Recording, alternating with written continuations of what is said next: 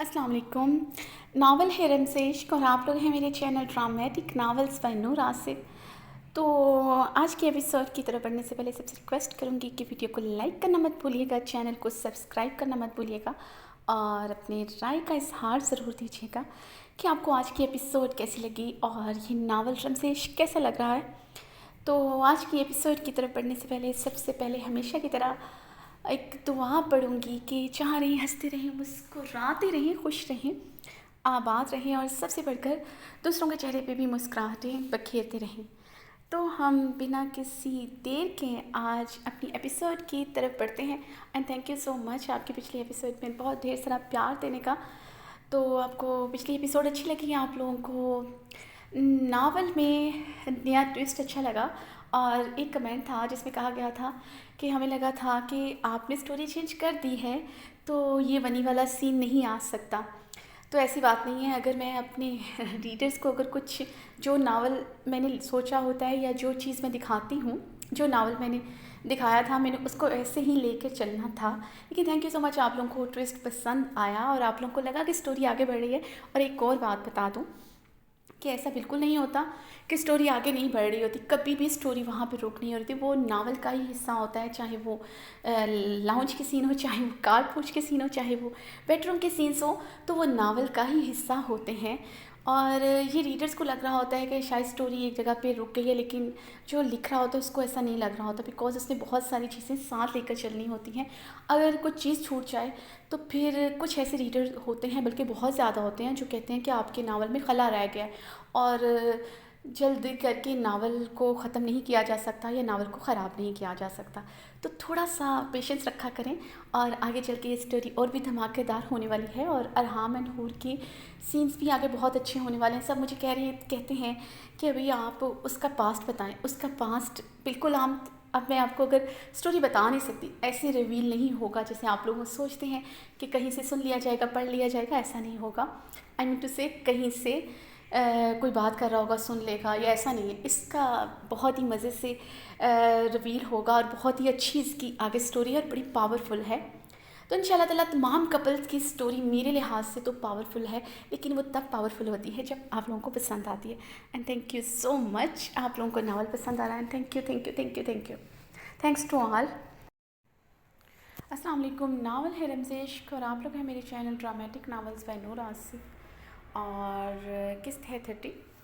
वो गुस्से से हवेली से निकल आया था। उसकी गाड़ी हवाओं के दोष पर सफ़र कर रही थी। ऊंचे नीचे रास्तों पर हिचकोले खाते हुए असफंद के लफ्ज़ उसके दिल में नुकीले बाले चुभ हो गए थे, जो उसके दिल को फगार कर रहे थे। ऐसी तपश महसूस कर रहा था जो उसके पैरों से दिमाग तक पहुंच रही थी। उसे अपनी मिसामों से धुआं निकलता महसूस हो रहा था। वो सुर्ख चेहरे के साथ लब भींचे ड्राइव कर रहा था।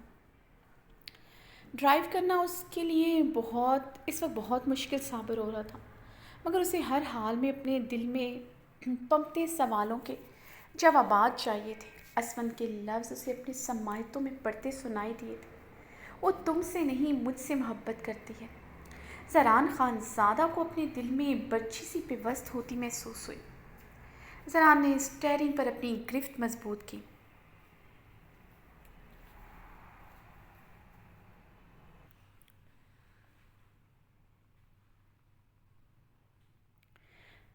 मैं अब्रिश पाशा इकरार करती हूँ, मैं ज़रान खानज़ादा से प्यार करती हूँ, बहुत प्यार करती हूँ। उसका मदहोशी में किया हुआ इकरार याद आया था। दोनों के अल्फाज कटमट होते उसके दिल की दुनिया तहबाला किए हुए थे। इस वक्त उसके अंदर एक तूफ़ान सा भरपा था। अपने अंदर उठती आँख की लपेटों में अपना आप भस्म होता महसूस हो रहा था। ज़रान ने जबड़े बींचते गाड़ी की स्पीड ख़तरनाक हद तक बढ़ाई। स्टीयरिंग को पूरी तरह घुमाते उसने सामने से आते गाड़ी से ख़ुद को बमुश्किल ही बचाया था, वरना जितनी तेज़ उसकी गाड़ी की स्पीड थी बुरी तरह टकराव होता। ज़रान ने बहुत मुश्किल से अपनी गाड़ी संभालते अब उसकी स्पीड कम की थी। इतनी जल्दी मेरी मौत नहीं आ सकती अब्रिश पाशा, तुम्हें तुम्हारी बेवफाई की सज़ा मैं देकर रहूँगा। ज़रान हलक के बल फूलती सांसों से चीखा था। दिलो दिमाग असफंद की किसी बात पर यकीन नहीं कर रहा था। ज़हरान ने चपड़े भीगती गाड़ी की स्पीड खतरनाक हद तक बढ़ाई। स्टीयरिंग को पूरी तरह घुमाते उसने सामने से आती गाड़ी से खुद को बमुश्किल ही बचाया था। वरना जितनी तेज़ उसकी गाड़ी की स्पीड थी बुरी तरह टकराव होता। ज़हरान ने बहुत मुश्किल से अपनी गाड़ी संभालती अब उसकी स्पीड कम की थी। इतनी जल्दी मेरी मौत नहीं आ सकती अब्रिश पाशा, तुम्हें तुम्हारी बेवफाई की सज़ा देकर होगा। ज़हरान हलक के बल फूलती सांसों से चीखा था। दिलो दिमाग असवन की किसी बात पर यकीन नहीं कर रहे थे। मगर इसने उससे क्यों छुपाया? वो असवन से अमेरिका में मिल चुकी है। क्यों क्यों? ज़हरान खानज़ादा ने स्टीयरिंग पर हाथ मारते हुए खुद से सवाल किया था। क्यों वो असवन को देखते उसके सामने अनजान बन गई? इन सवालात ने ज़हरान को जलते तवे पर जैसे बैठा दिया था। फ़ोन रिंग होने पर ज़हरान ने डैशबोर्ड से उठाकर कान से लगाया। दूसरी तरफ मिलने वाली खबर से उसने पूरी कुव्वत से ब्रेक पर पाँव रखा था। गाड़ी फुल स्पीड में थी। एकदम ब्रेक लगाने से गाड़ी दूर तक फिसलती गई थी, जिसे ज़हरान खानज़ादा ने बहुत मुश्किल से कंट्रोल किया। ये खबर तुम मुझे अभी दे रहे हो? वो मुश्तिल होते पूरी कुव्वत से चिल्लाया। सॉरी सर, निकाह का फंक्शन बहुत सादगी से रखा गया है, इसलिए अंदाज़ा ही ना हो सका। दोनों तरफ से निकाह छुपाया जा रहा है।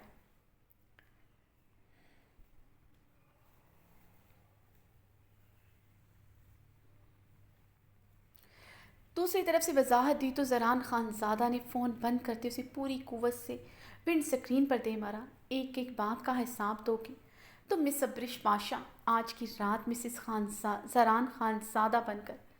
ज़हरान गाड़ी स्टार्ट करते गैस और इश्तियाल से दौड़ा।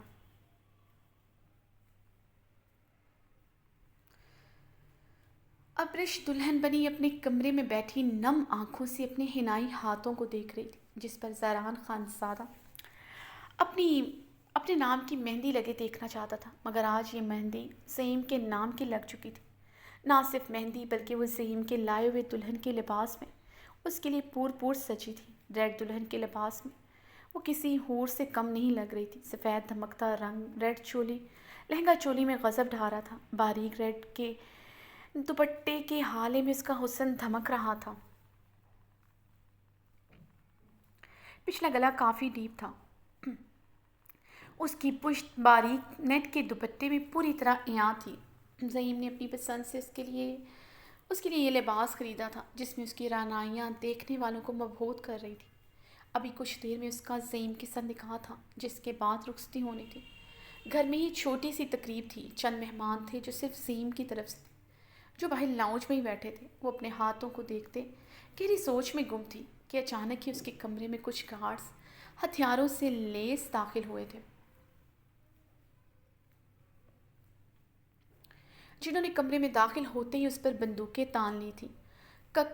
कौन हो तुम लोग? मेरे कमरे में क्यों आए? अब्रिश हवास भागता बेड से उठी थी। आपको हमारे साथ चलना होगा। उनमें से एक गार्ड मौत बना अंदाज में नजरें झुकाए बोला। कमोबेश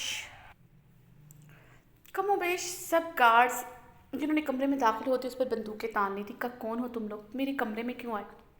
अपनी हवास भागता बेड से उठी थी। आपको हमारे साथ चलना होगा। इनमें से एक गार्ड मौत बना अंदाज में नजरें झुकाए बोला।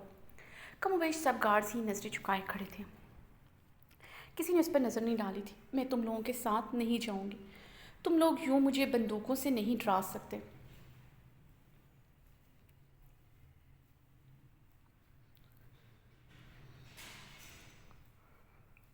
और तुम लोग अंदर कैसे दाखिल हुए? मामा कहाँ हैं? मामा अब्रिश पूरी कुव्वत से चीखी थी। खुद से ज़्यादा उसे सहले और अनाया का ख्याल था। तमाम मेहमान और आपकी मामा बिल्कुल सही सलामत हैं, मगर आप हमारे साथ ना आई तो किसी के सही सलामत होने की गारंटी नहीं रहेगी। एक गार्ड उसके सर पर बंदूक ताने सख्त लहजे में बोला। मैं नहीं जाऊंगी तुम लोगों के साथ, चाहे तुम मुझे जान से मार दो। अब्रिश इस बार हलक के बल चीखते हुए आगे बढ़ी।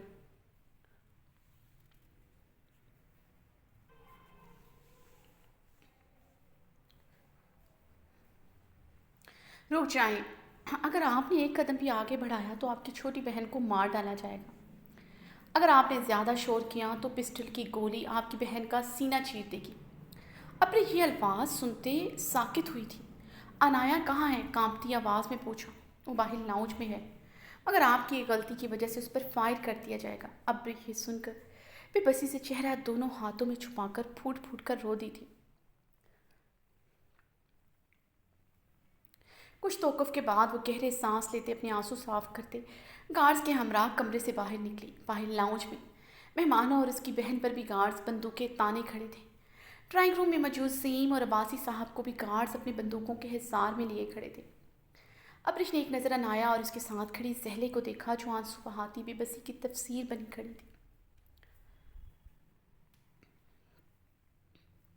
ابرش کو دیکھتے زہلے تڑپتے ہوئے آگے بڑھی تو ایک گارڈ نے انایا کے سر پر پسٹل کی نوک کا دباؤ بڑھایا تھا۔ انایا روتے ہوئے بری طرح کانپ رہی تھی، جسے دیکھتے زہلے وہیں پر مجمد ہوئی۔ انہیں زران خان سادہ سے اس سب کی ہرگز توقع نہ تھی۔ گارڈز کے سنجیدہ اور سباک چہرے کو دیکھتے وہ پیچھے کو اپنے قدم بڑھانے پر مجبور ہوئی تھی۔ انہیں سمجھ نہیں آ رہا تھا وہ کس بیٹی کو بچائیں۔ کچھ نہ کرنا انایا کو، میں چل رہی ہوں، ابرش نے کانپتے لہجے میں کہتے باہر کی جانب قدم بڑھائے۔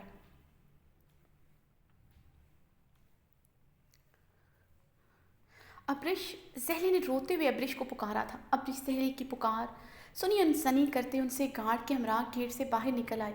وہ دلہن کے لباس میں گارڈز کے ہمراہ باہر آئی تو سامنے گاڑی سے نکلتے زہران کو دیکھ کر بری طرح چونکی تھی۔ آنکھیں میچتے گہرے سانس لے کر بہت سے آنسو اس نے آنکھوں کے راستے آرز پر بہائے۔ وہ سچ میں اس کی محبت کے لائق نہ تھا۔ آج سے پہلے اسے اس سے محبت کرنے پر اتنا افسوس نہیں ہوا تھا جتنا آج ہوا تھا۔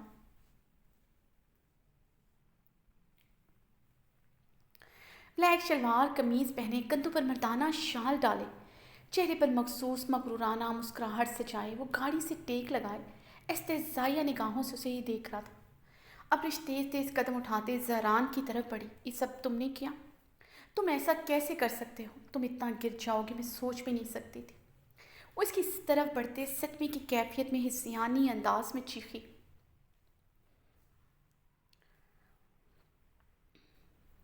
تم نے سوچ بھی کیسے لیا؟ تم کسی اور کی ہو جاؤ گی اور زران خان ایسا ہونے دے گا؟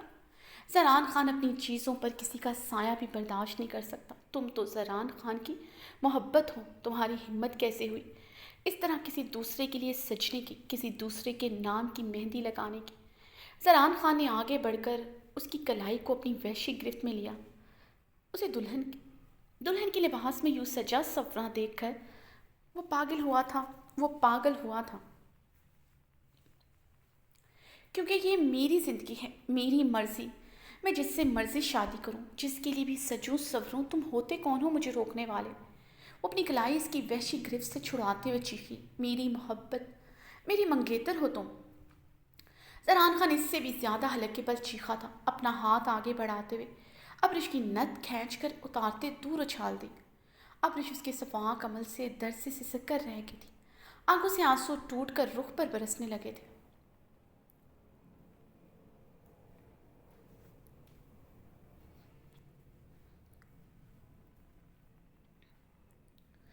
مت رو میری جان، ابھی تمہیں بہت سے حساب دینے ہیں۔ آج رات تم پر قیامت سی گزرنے والی ہے۔ میرے نکاح میں آنے کے بعد تمہاری بے وفائی کا حساب میں تم سے پل پل لوں گا۔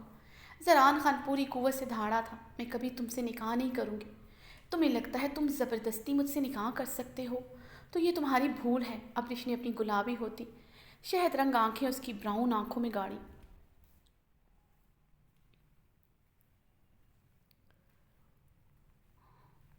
تم نکاح کرو گی، وہ بھی آج اور ابھی کرو گی نکاح، کیونکہ تم میرے نکاح میں ونی کی حیثیت سے آ رہی ہو۔ زران کے سرد لہجے میں کہے گئے ہوئے الفاظ پر ابرش ساکت ہوئی تھی۔ ونی؟ اس کے منہ سے سرسراتے ہوئے نکلا۔ زران خان استہزائیہ مسکرا گیا تھا۔ رمضان! وہ حلق کے بل چیخا۔ جی چھوٹے خان! رمضان اس کے قریب آتے ہوئے نظریں جھکائے بولا۔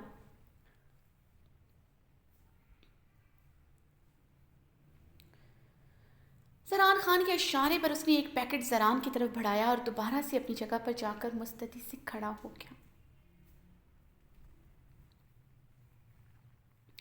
زران نے اس کی کلائی دبوچتے ہوئے اس کی ہتھیلی پر اس پیکٹ سے مہندی نکال کر اس کے ہانائی ہاتھوں پر مل دی۔ کہا تھا تمہیں ان ہاتھوں پر مہندی صرف میرے نام کی لگے گی؟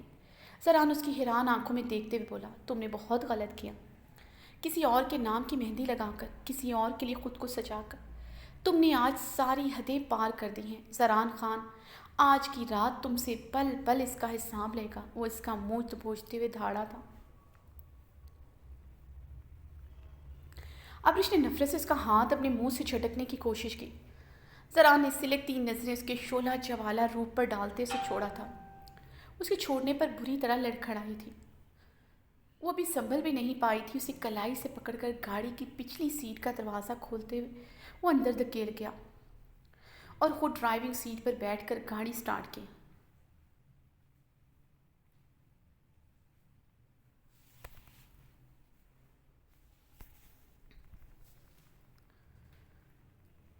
زران خانزادہ کی گاڑی کے ٹائر حویلی کے کار پورچ پر آ کر چرچرائے تھے۔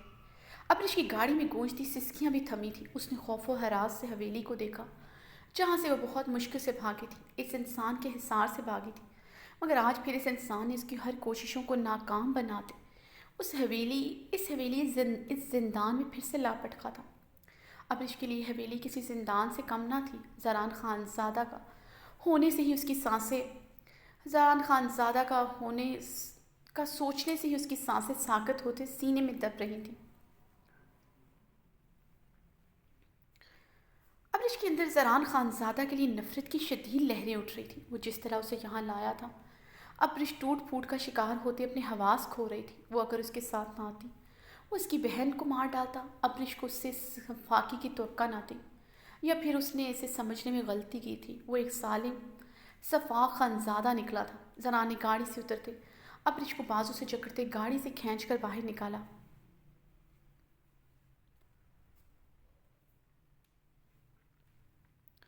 ابریش اس کی سخت حصار سے کھنچتی چلی گئی تھی۔ چھوڑو مجھے وحشی انسان! وہ حلق کے بل اس کے ساتھ گھسٹتی ہوئی چیخیں مار مار کر اور رو رو کر اب تو اس کا گلا دکھنے لگا تھا۔ گاڑی میں زران اس کی چیخیں سسکیاں نظر انداز کیا تھا۔ اس نے 4 گھنٹوں کا سفر 3 گھنٹوں میں طے کیا تھا۔ وہ پورے راستے روتے ہوئے آئی تھی۔ وہ اس کی سسکیاں اور ہچکیاں ابھی بھی پوری طرح نظر انداز کیے اسے کلائی سے جھکڑے زنان خانہ میں داخل ہوا۔ ابریش کو دیکھتے امینا خانم تھک سے رہ گئی۔ دلہن کے لباس میں وہ بکھری حالت میں زران خانزادہ کے ہمراہ کھڑی تھی۔ بے تحاشا رونے کی وجہ سے اس کی آنکھیں متورم اور سرخ تھیں۔ مٹا میک اپ ہچکیوں میں لرزتا بدن، آنکھوں میں بے تحاشا نمی لیے وہ کھڑی تھی۔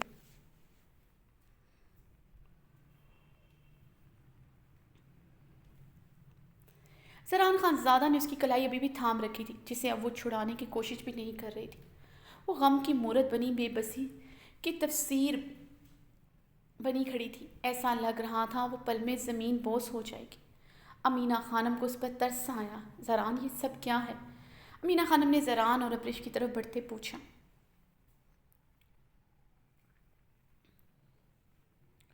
مورے اسے اندر لے کر جائیں، کچھ ہی دیر میں میرا اور اس کا نکاح ہے۔ زران نے ابریش پر ایک نظر ڈالتے اسپاٹ لہجے میں کہا۔ اس کا فیصلہ تم نہیں جرگہ کرے گا کہ ابریش کا نکاح کس سے ہوگا۔ اسفند بھاری قدم لیے زران کی طرف بڑھا۔ میری منگیتر کسی بھی جرگے کا حصہ نہیں بنے گی، نہ ہی ابریش کا نام جرگے میں آئے گا۔ میرے ہی نکاح میں ابریش آئے گی، اس کا فیصلہ ہو چکا ہے۔ زران ابریش کی کلائی پر اپنی گرفت مضبوط کرتے غرایا تھا۔ زران خانزادہ، ابریش کس کے نکاح میں آئے گی اور کس کے نکاح میں نہیں، اس کا فیصلہ ابھی اور اسی وقت ہوگا۔ آہل نے ہی بابری کو مارا ہے، یہ میں جرگے میں ثابت کر چکا ہوں۔ مردان خانے میں تمہارا ہی انتظار ہو رہا ہے۔ اسفندیار خان زران خان کے مشتعل چہرے کو دیکھتا استہزائیہ مسکرایا۔ اسفندیار خان، تم نے اچھا نہیں کیا یہ سب کر کے۔ یہ جرگہ، یہ برادری، کوئی بھی ابریش کو میرا ہونے سے روک نہیں سکے گا۔ دنیا کی کوئی بھی طاقت اسے میرا ہونے سے نہیں روک سکتی۔ تمہیں کیا لگتا تھا میں تمہاری باتوں پر یقین کر کے ابریش کو چھوڑ دوں گا؟ تم مجھے کہو کہ ابریش تم سے محبت کرتی ہے، میں یقین کروں گا؟ زران نے اسفند کے مقابل آتے استہزائیہ انداز میں سوال کیا۔ زران کی بات پر ابریش نے حیرانگی سے اسفندیار خان کو دیکھا، جو اس کے دیکھنے پر اپنی نظریں چرا گیا تھا۔ اس نے مجھ سے یہ بات کیوں چھپائی ہے کہ یہ تم سے امریکہ میں مل چکی ہے، میں کچھ دیر بعد اس سے سارے سوالوں کے جواب لوں گا۔ ویسے بھی بہت سے حساب کتاب بنتے ہیں اس کی طرف میرے۔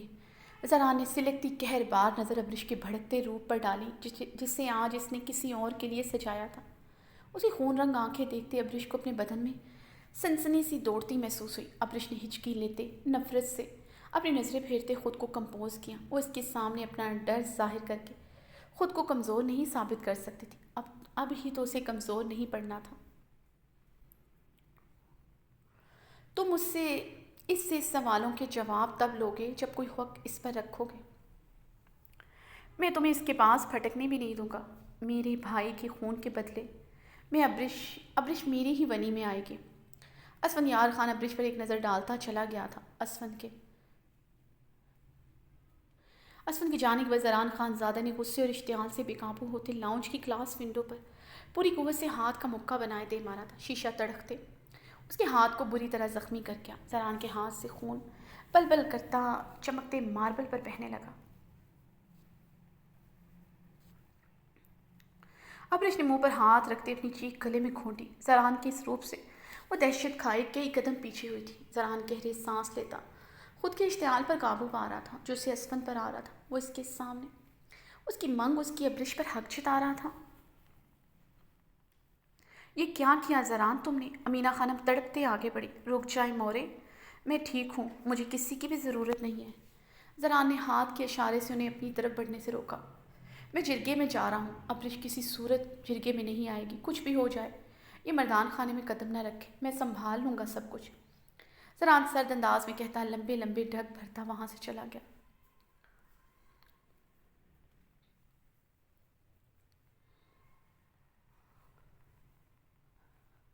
وہ زنان خانے کے لاؤنج میں مردان خانے سے آتی آوازیں سن رہی تھی۔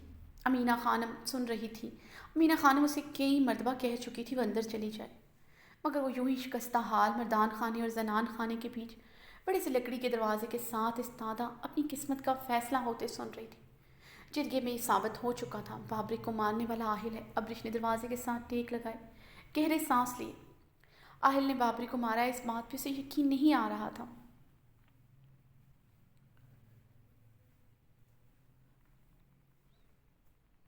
آہل کچھ دن پہلے امریکہ جا چکا تھا، پھر وہ بابری کو کیسے مار سکتا ہے؟ اگر اس نے بابری کو مارا ہے تو وہ کہاں ہے؟ آہل کا سوچتے ابرش کا دل بری طرح پریشان ہوا۔ اس نے گاڑی میں چیختے ہوئے زران سے پوچھنے کی کوشش کی تھی وہ اسے کس جرم میں اپنی ونی میں لے رہا ہے، مگر اس کی سر دھاڑ پر وہ خاموش ہو گئی تھی۔ ابرش اندر چلو، تمہارا حالت ٹھیک نہیں ہے۔ زران تمہیں یہاں کھڑا دیکھے گا تو بہت غصہ کرے گا، امینہ خانم نے ابرش کے قریب آتے نرمی سے کہا، جو دروازے سے ٹیک لگائے آنکھیں میچے لرزتی کھڑی تھی۔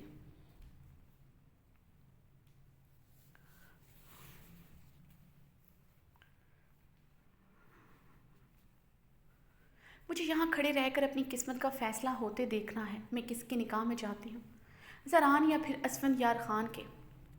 ابرش نے تلخی سے کہا۔ امینہ خانم ابرش کی بات پر نظریں چرا گئی تھی۔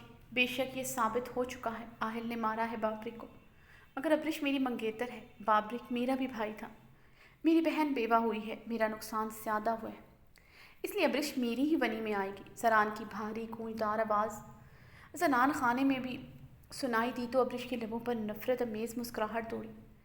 تن بدن میں اس انسان کے لیے صرف نفرت کے شعلے بھڑکتے محسوس ہوئے۔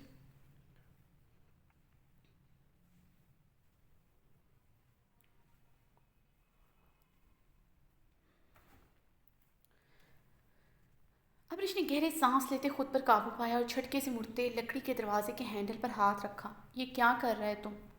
کہاں جا رہے تم؟ امینہ خانم نے ہینڈل پر ہاتھ رکھتے ابرش کو روکتے پوچھا۔ یہ میری زندگی ہے، میری زندگی کا فیصلہ یہ جرگے والے اور زران خان زادہ نہیں کر سکتا، ابرش نے غصے سے کہتے ہینڈل پر ہاتھ جماتے دروازہ کھولنے کی کوشش کی۔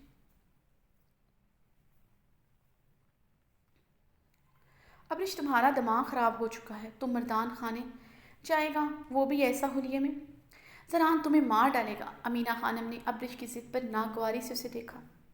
کیوں؟ آپ کا بیٹا کس حق سے مجھے مارے گا؟ یہ نکاح بھی ہوا نہیں جس کی وجہ سے میں آپ کے بیٹے کی مار کھاؤں گی۔ وہ مجھے میرے گھر سے زبردستی اٹھا کر لایا ہے، میں جرگے میں جا کر اس کی کرتوت بتاؤں گی اور اس نکاح سے انکار کروں گی۔ ابرش چیخی۔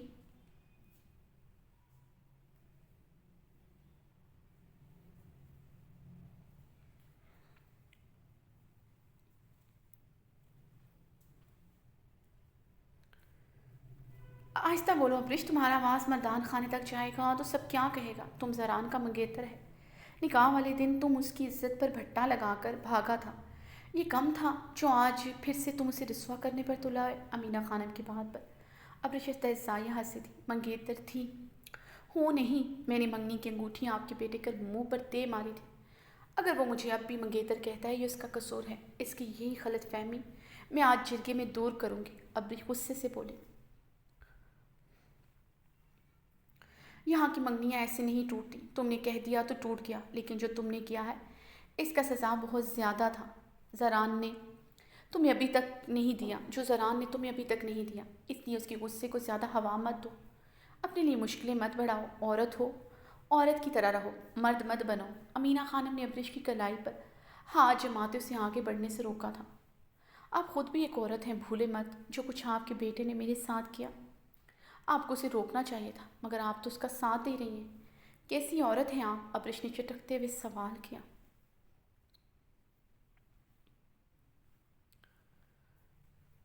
میں ایک عورت ہوں، اس لیے تمہاری بہتری کے لیے تمہیں سمجھا رہی ہوں۔ مرد کے مقابل آنے سے نقصان صرف عورت کا ہی ہوتا ہے۔ تمہیں لگتا ہے ہم اسے روکتا وہ رک جاتا؟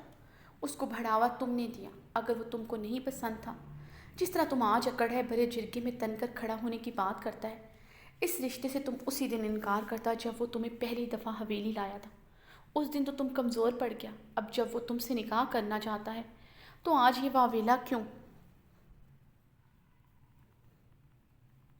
مرد کا نیت بھی عورت خراب کرتی ہے، کبھی اپنا باتوں سے، کبھی اپنا بے باک سراپے سے، اور کبھی خود کو مرد کا ضد بنا کر۔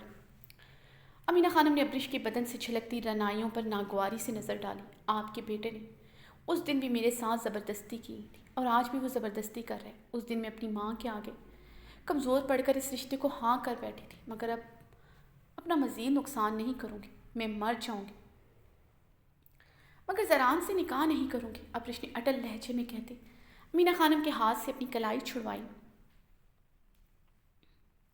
اس سے پہلے وہ دروازہ کھولتی امینہ خانم کی بات پر رکی تھی۔ تمہارا بھائی نے بابری کو مارا ہے، اگر تم زران سے نکاح نہیں کرے گا تو جرگے کے قانون کے مطابق اہل کو جان سے مار دیا جائے گا۔ یہ نہیں ہو سکتا، میرا بھائی کسی کا خون نہیں کر سکتا۔ ابرش نے رخ پلٹے امینہ خانم کی بات پر کہا، اس کا فیصلہ تم نہیں، یہ جرگے والے کرے گا اور فیصلہ ہو چکا ہے۔ آہل نے ہی بابری کو مارا ہے، آہل کو بچانے کے لیے تمہیں یہ نکاح کرنا ہی ہوگا۔ امینہ خانم نے اسے سمجھانا چاہا مگر ان کی بات کاٹ چکی تھی۔ ٹھیک ہے، میں یہ نکاح کروں گی مگر زران سے نہیں، اسفندیار خان سے، ابرش نے سپاٹ انداز میں کہتے لکڑی کے بھاری دروازے کو کھولا۔ کیا مطلب؟ امینہ خانم نے ابرش کا سپاٹ چہرہ دیکھ کر ناسمجھی سے پوچھا۔ بابری زران کا نہیں، اسفندیار خان کا بھائی تھا، تم اسی کی ہی نکاح میں جاؤں گی۔ ابرش اپنے آنسو بے دردی سے صاف کرتے لاؤنج کا دروازہ کھولتے مردان خانے میں داخل ہو گئی تھی۔ مردان خانے کے لاؤنج میں سمیع اللہ خان، درید خان، اربد خان اور برادری اور گاؤں کے چند معززین موجود تھے۔ زران اپنی مٹھیاں بھیجے اسفندیار خان کو سرخ آنکھوں سے گھورا تھا، جس کی وجہ سے جرگے میں بار بار ابرش کا نام گونج رہا تھا۔ ابرش نکاح والے دن اس حویلی سے بھاگ کر زران سے ہر رشتہ توڑ کر چلی گئی تھی، اس لیے زران کا ابرش پر کسی قسم کا کوئی حق نہیں ہے۔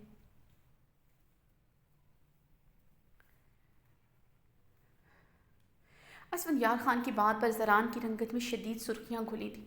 اپنی بکواس بند کرو اسفندیار خان، تم امریکہ میں رہ کر بھول چکے ہو یہاں منگنیاں ایسے نہیں ٹوٹتی۔ منگ ہے وہ میری، میں اسے کسی قیمت پر نہیں چھوڑوں گا، چاہے میری جان چلی جائے، وہ ونیمے صرف میرے ہی آئے گی۔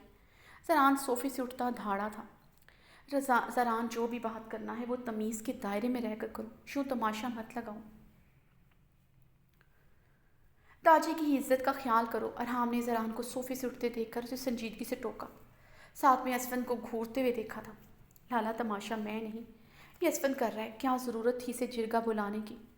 زران نے صوفے پر بیٹھتے اسفند کو گھورتے ہوئے ارحام سے کہا۔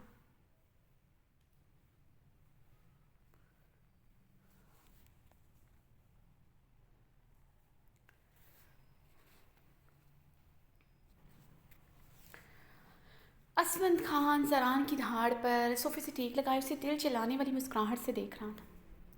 زران کی تلملاہٹ اسے بہت سکون دے رہی تھی، وہ اس کی عزت کا تماشا بنا چکا تھا۔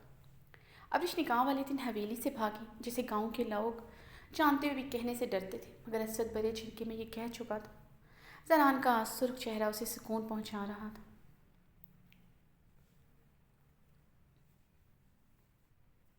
زران نے اپنی محبت اور اپنی بہن کے لیے اس کے بھائی کو بے رحمانہ موت دی تھی۔ اس سے زیادہ تکلیف زران کو پہنچانے کا ارادہ رکھتا تھا، جس نے دوستی جیسے پاکیزہ رشتے کے اعتبار کو توڑا تھا۔ یکدم اسفندیار خان کی آنکھوں میں نمی اتری تھی۔ زران خان زادہ نے اسے دھوکہ دیا، اسے یقین نہیں آ رہا تھا۔ وہ زران خان زادہ کو درد دینا چاہتا تھا، اس سے اکیلا کرنا چاہتا تھا، مگر وہ خود کو اکیلا محسوس کر رہا تھا۔ کوئی بھی تو نہ تھا اس کا، نہ بھائی، نہ دوست، اور نہ ہی اس کی محبت۔ تم نے مجھ سے سب کچھ چھین لیا زران خان زادہ، مگر میں تم سے آج تمہاری سب سے قیمتی چیز چھینوں گا۔ اسفندیار خان نے اپنی سرخ آنکھوں کو بے دردی سے مسلا۔ اسے پورا یقین تھا جرگے کے فیصلے کے مطابق ابرش کو اس کے ہی نکاح میں دیا جائے گا۔ سمیع اللہ خان نے اسفند اور زران کو دیکھتے پریشانی سے اپنی داڑھی میں ہاتھ پھیرا۔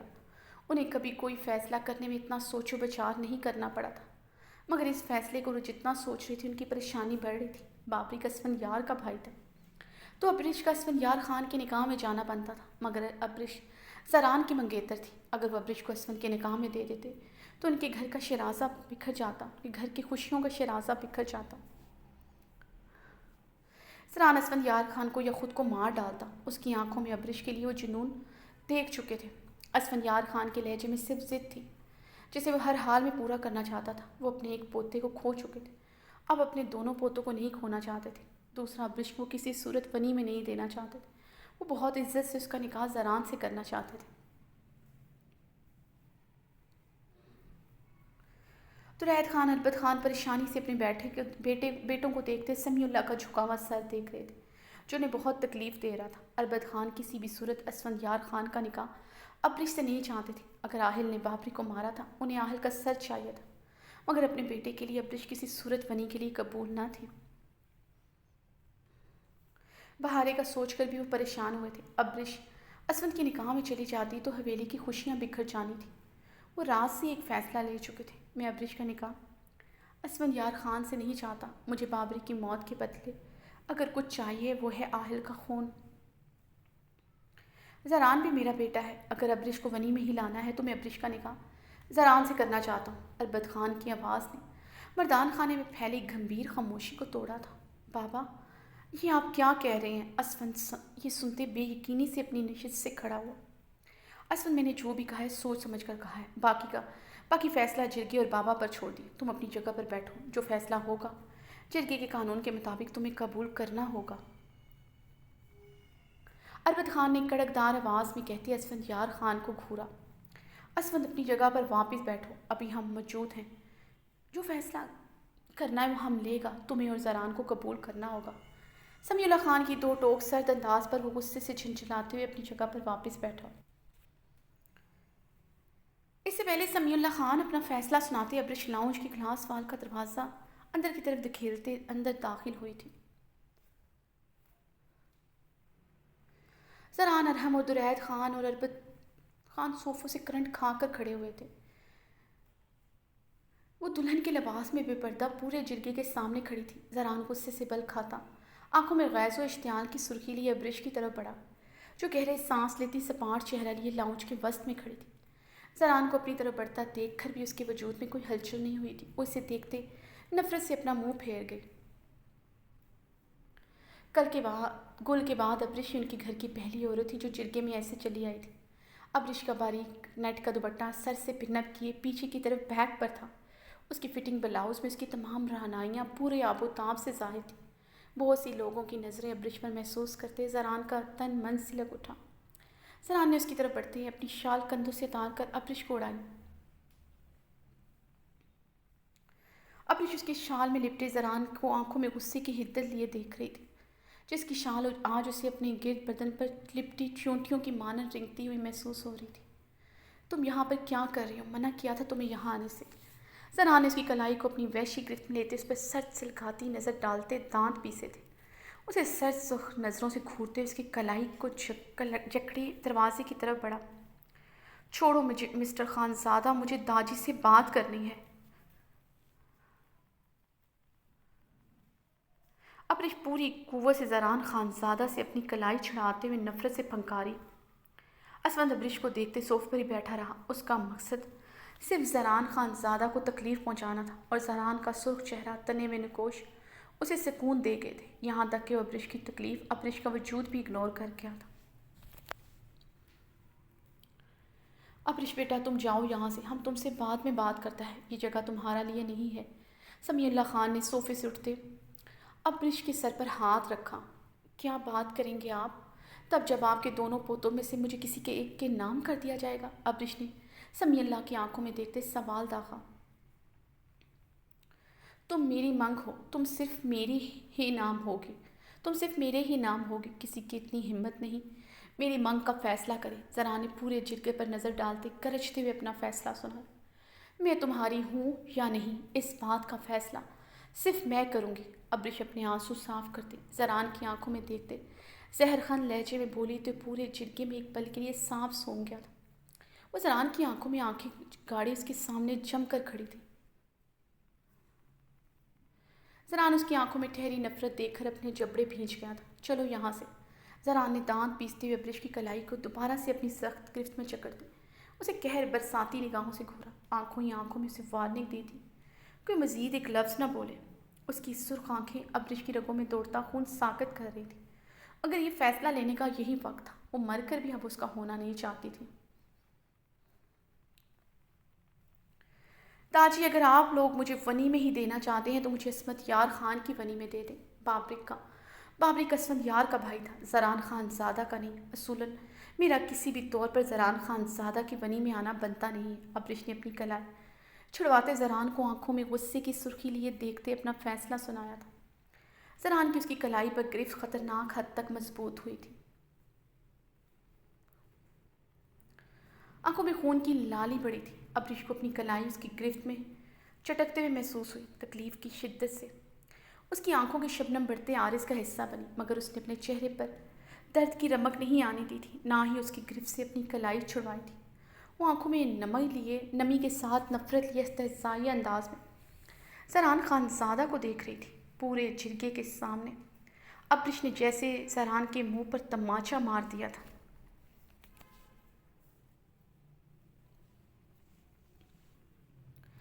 जिरगे में बैठे अफराद की आपस में चहमगोइयाँ शुरू हो चुकी थी। कुछ लोगों के चेहरे पर इस्तेहज़ाइया मुस्कुराहट भी थी। कुछ लोग अब्रिश की इतनी बदज़बानी पर उसे गुस्से और नफरत से देख रहे थे जो अपना औरत होना ही भूल चुकी थी। मर्दों के दरमियान तन कर खड़ी थी। अब्रिश, तुम अंदर चलो, हम हैं फैसला करने वाले, जाओ यहाँ से तुम। दुलैत खान मजीद अपने गुस्से पर कंट्रोल ना कर सके। उन्हें सामने खड़ी छटांग भर लड़की पर शदीद गुस्सा आया था। वो अब्रिश की हवेली से भागने के बाद उससे शदीद मुतनफ़र हो चुके थे। रही सही कसर अब्रिश ने जिरगे में आकर पूरी कर दी थी। मैं अंदर नहीं जाऊँगी, किसी भी सूरत नहीं। ये मेरी ज़िंदगी का फ़ैसला है, मेरे निकाह का फ़ैसला करने वाले आप लोग होते कौन हैं? बाबरिक को आहिल ने मारा है, इसका फ़ैसला पुलिस करेगी, आप लोग नहीं। अब्रिश ने जिरगे में मौजूद सबको देखते चीख कर कहा।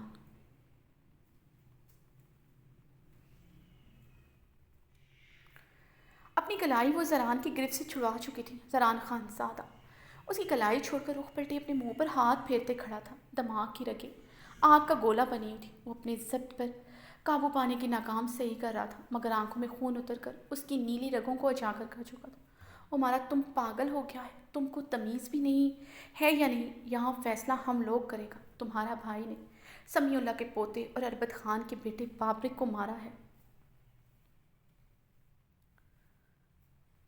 और मारकर भाग गया है। अगर तुमको ये निकाह नहीं करना, जाओ अपने भाई को पेश करो, इसलिए जाओ यहाँ से, हमको कानून ना सुनाओ। बरादरी के एक बुजुर्ग उठते अब्रिश को देखते नागवारिये से बोले, दाजी, मैं ज़रान से किसी कीमत पर निकाह नहीं करूँगी। मैं निकाह वाले दिन सिर्फ इसलिए ये हवेली छोड़ कर गई थी, ज़रान खानज़ादा जैसे खुद गर्ज इंसान से निकाह नहीं करना चाहती थी, लेकिन इसे समझ नहीं आई। ये आज फिर मुझे यहाँ ले आया है। इसे क्या लगता है मैं ये निकाह करूँगी? कभी नहीं करूँगी।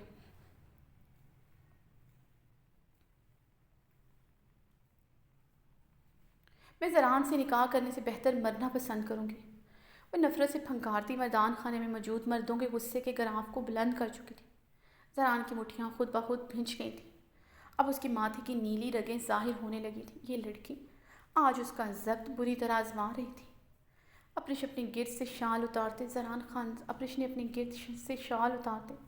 زران خانزادہ کے قدموں میں پھینک دی۔ میرے نزدیک تمہاری عزت، تمہاری یہ اہمیت ہے مسٹر خانزادہ، اپریش نے نفرت امیز لہجے میں کہتے ایک ایک لفظ چھپایا تھا۔ اگر میں یہ نکاح کروں گی تو صرف اسفندیار خان سے، کیونکہ میں اسفندیار خان سے محبت۔ اپریش کے لفظ منہ میں ہی تھے کہ زران کے تھپڑ کی گونج پوری حویلی میں گونجی تھی۔ وہ بری طرح لڑکھڑائی تھی، اپنے گان پر ہاتھ رکھے وہ آنکھوں میں نفرت کی سرخی لیے زران کو دیکھ رہی تھی۔ بدن میں کپ کپی طاری ہو چکی تھی۔ وہ بمشکل ہی اپنے قدموں کے سہارے پر کھڑی تھی۔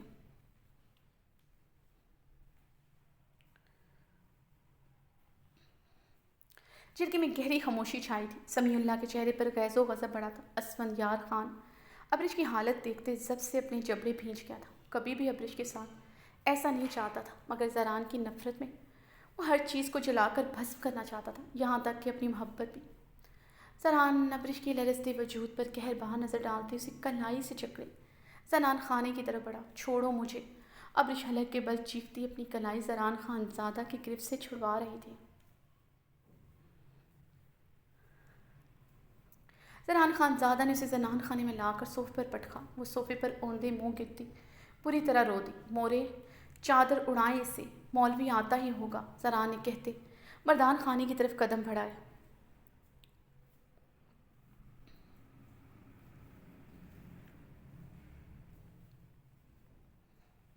میں تم سے نکاح نہیں کروں گی زران خانزادہ، چاہے تم میرے ٹکڑے ٹکڑے کر ڈالو۔